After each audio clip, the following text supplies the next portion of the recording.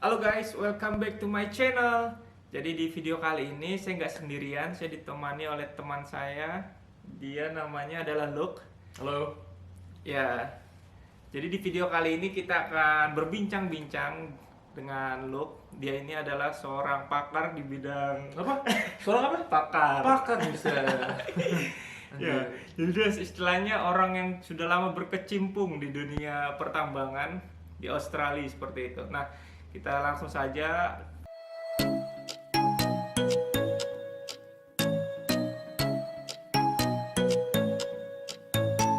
kenalan dulu gitu sama Luke. Oke. Silakan Luke. Oke teman-teman, halo. Thank you nih Wildan udah dikasih kesempatan. Nama gue ngomong gue apa gimana? Terserah. Terserah Ya, ya. terserah. Bung. Buh. Nggak usah kayak gua. Iya, gua apa, aja ngomong. Gua aja.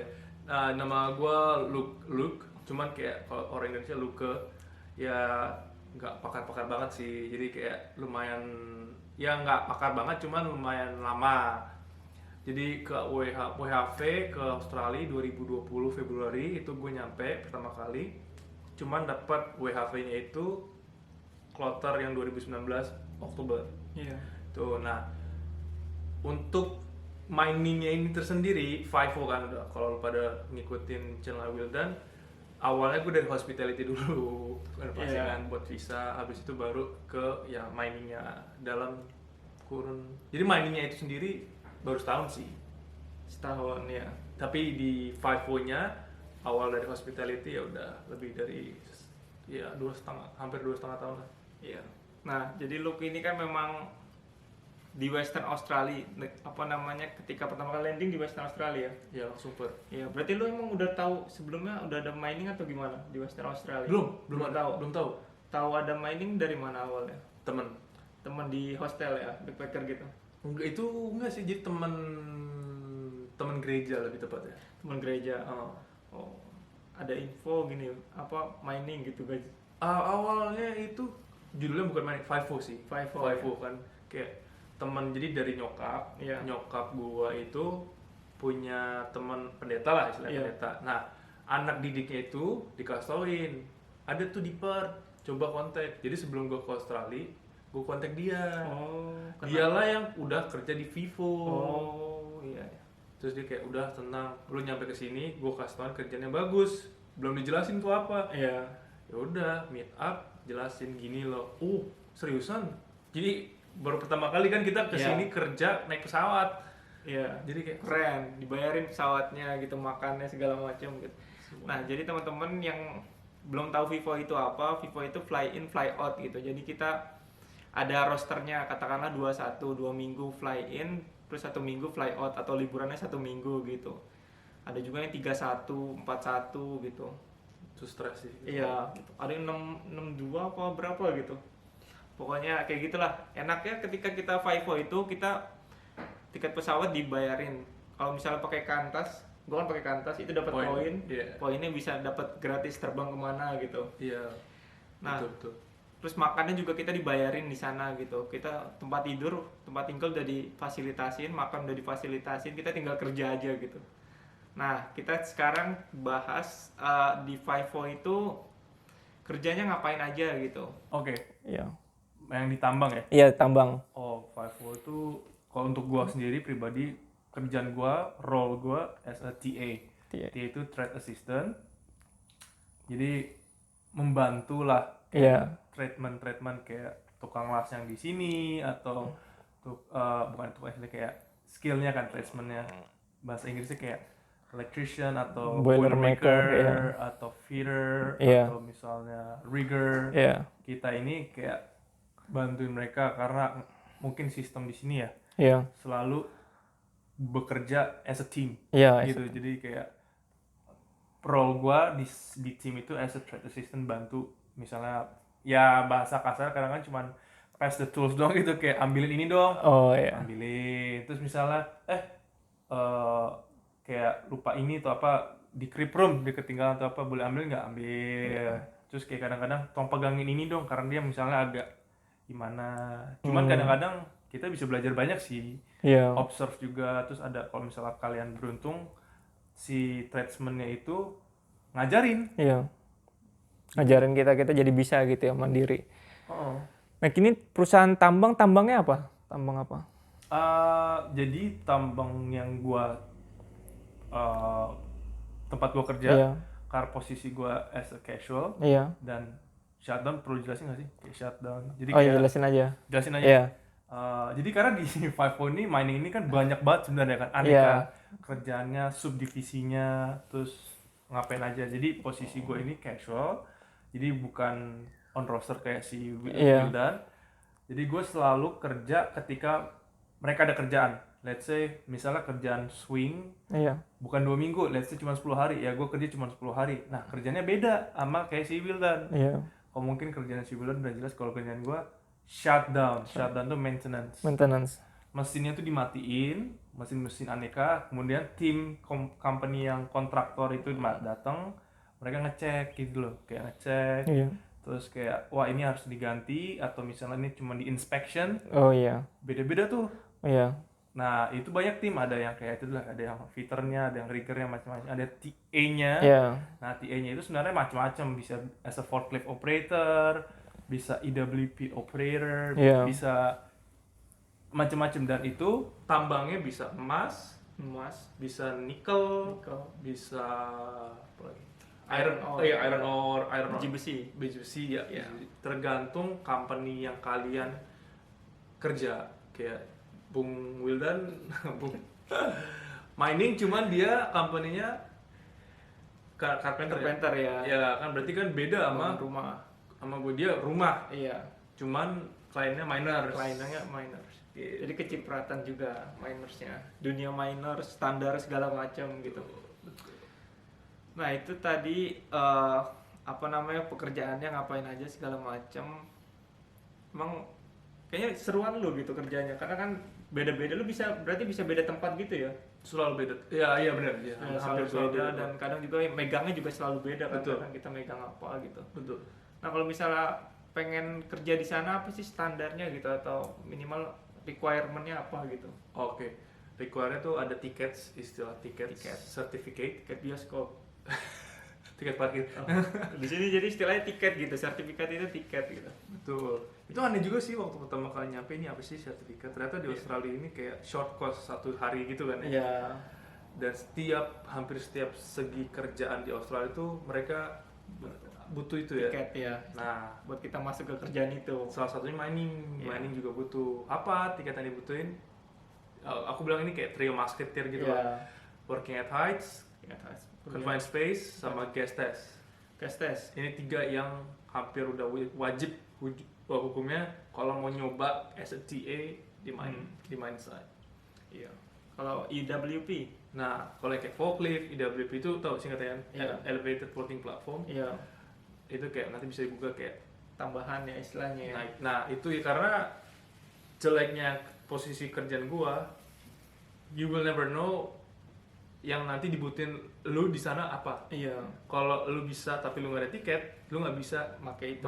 Jadi company nggak pengen hal itu terjadi. Iya. Yang udah already.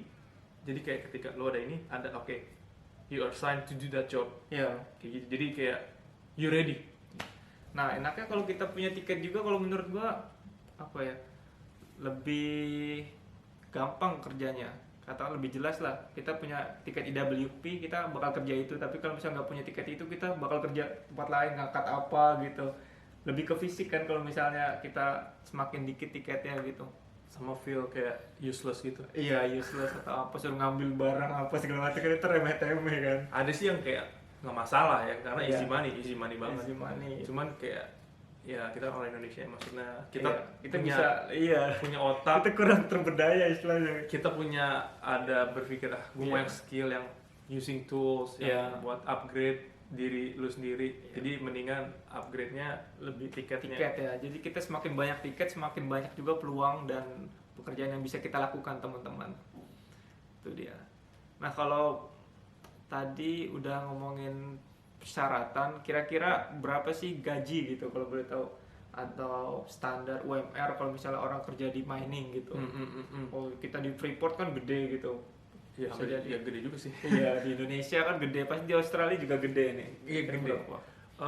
Langsung aja straight to the point ya. Kalau TA di standar di Australia ini bukan standar ya, kebanyakan umumnya itu 41 sampai $50 per jam. Itu sekitar Itu day shift. 400.000 sampai 500.000. Iya, kalau kurs $1 $10.000. Iya, itu casual. Iya. Cuma ada juga yang full timer, cuman kalau lu udah jelasin full timer tuh flat rate. Belum jelasin aja. Oh, jadi kayak kalau full timer sama casual mendingan karena di Australia ini ada sistem flexible rate lah, karena mereka bukan full timer. Full timer itu lu gaji monthly salary. Iya. Per jam misalnya $42. Ya udah lu kerja Sabtu Minggu tetap $42. Tapi kalau lu casual beda hitungannya. Kayak misalnya weekend lu bisa dapat lebih, kemudian weekdays lebih biasa, lebih rendah. Atau nggak misalnya night shift itu lebih, kemudian full timer sama. Jadi kayak full timer night shift sama juga, $42 juga. Tapi kalau casual itu hitungannya 1.5%, jadi kayak 1,5 kali lebih banyak dibandingkan full time gitu. Day shift, jadi kayak misalnya $42 day shift, night shiftnya mungkin kalian bisa dapat either 51 atau 60 ya. tergantung ya, hitungannya kan. Tapi maksudnya itu casual banyak, ya. Itu casual. Iya. Jadi range-nya itu biar gampang day shift 41 atau $40 sampai $50. Iya. Jadi teman-teman kalau misalnya teman-teman ngincer uangnya, ambillah casual gitu. Tapi kalau ngincer kayak pengen santai, pengen ada liburan lebih dalam 1 tahun, bisa ngambil cuti atau takut nanti sakit atau apa, lagi nggak enak badan, ambil full time gitu.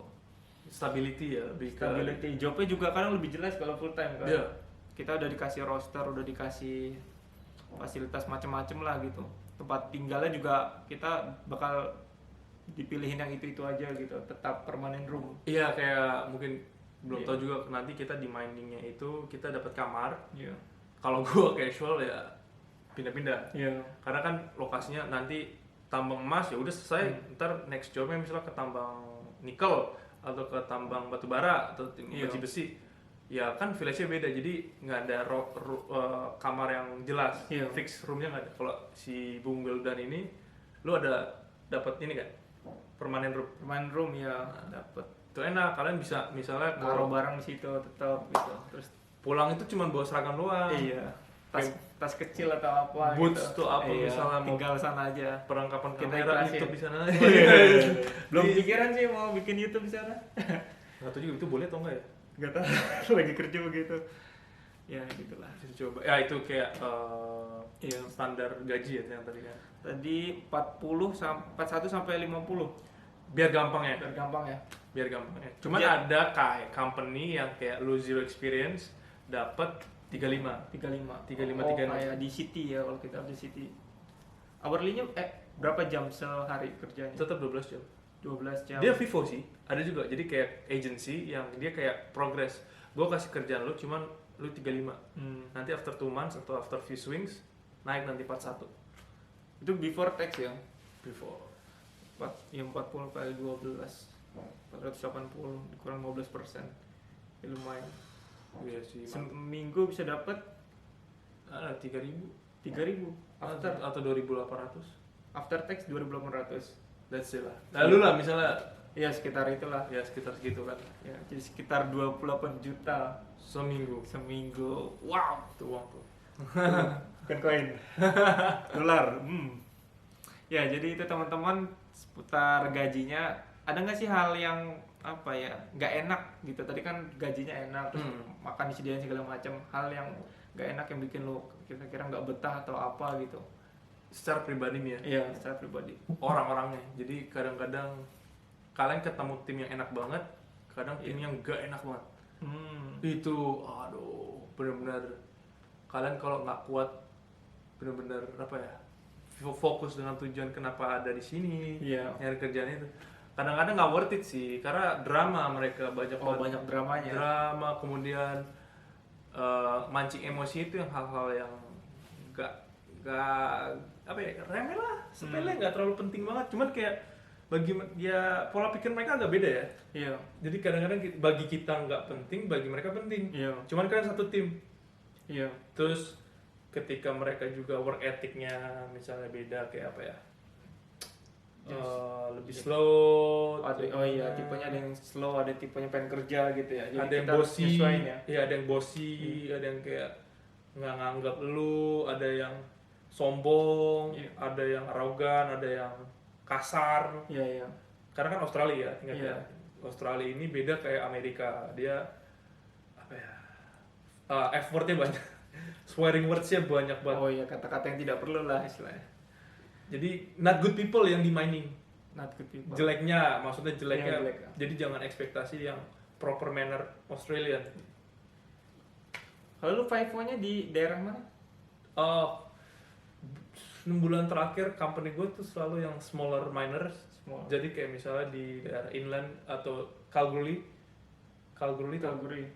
itu kan emas tuh. Iya, Kalgoorlie. Terus ada juga kadang-kadang di nickel, di BHP. Nah, cuman once in a few times. Karena company yang saat ini yang gua lebih sering, mereka kesana arahnya. Itu daerah panas juga ya? Kalgoorlie itu nggak tapi yang BHP ya panas. Iya. Panas. Sampai berapa derajat? Oh, pernah rekor waktu my first swings nih kayak Iya. company yang sebelumnya. Rekor 48 derajat. 48 derajat itu day shift. Cuman itu nggak sebanding sama teman-teman yang pernah 51. Walah, bisa 51. Ada ya? 51, ada. Lu maksimal 45 loh. Nanti mah ya. Jadi biar teman-teman tahu panasnya itu kalau misalnya di atas 40 aja kita keluar dari mobil lah katakanlah, itu kita udah langsung keringet netes gitu. Kita nggak apa-apain, cuma diem aja keringet dan netes. Tuh bayangin kita 50 itu udah kayak di dalam penggorengan, kita lagi dipanggang gitu. Minum-minum terus itu ya. Tuh banyak sih trik-trik kayak misalnya kayak nggak boleh terlalu banyak minum juga. Karena banyak itu mungkin dari sistem mereka punya safety dehydration adalah penjelasan. Triknya ya. Ada, lupa gue. Jadi kayak nanti dikasih kayak electrolyte. Iya, electrolyte. Suruh minum setiap berapa menit sekali gitu ya. Nggak tahu, gue lupa. Jadi kadang-kadang juga malas juga mengikuti.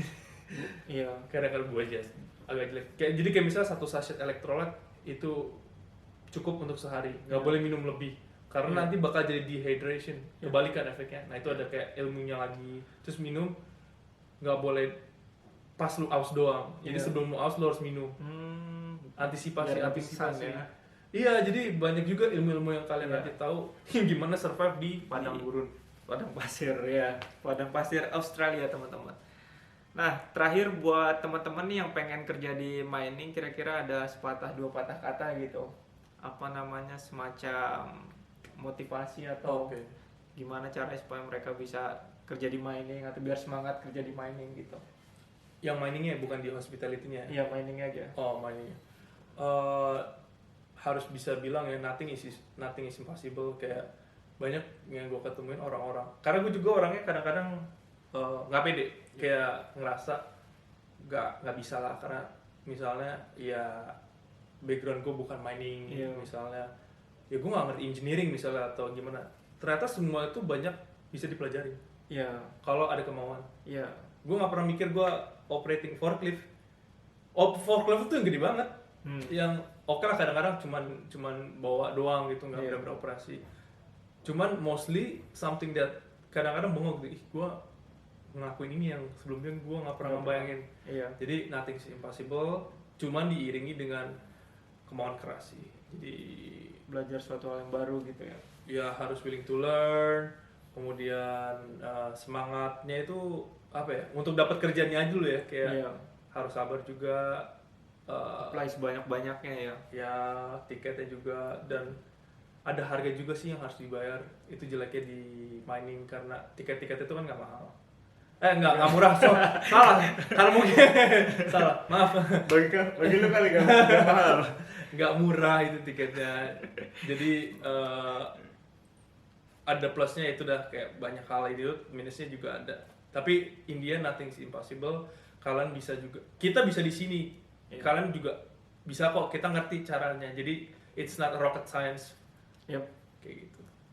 Itu bahasa yang sering muncul di mining juga, it's not rocket science. Bakal ketemu istilah-istilah aneh gitu. Exactly. Nah, itu tadi dia teman-teman video singkat tentang dunia pertambangan di Australia. Oh iya, Luke ini juga punya channel YouTube. Silakan teman-teman follow. Apa namanya? Nama gue Luke Nikolov. Luke Nikolov, Yes. nama channel ya. Iya. Nah itu silakan teman-teman subscribe juga, kita saling subscribe ya karena subscribe itu gratis supaya kita tetap semangat dalam membuat video-video selanjutnya. Itu saja, terima kasih, sampai jumpa. Thank you, bye.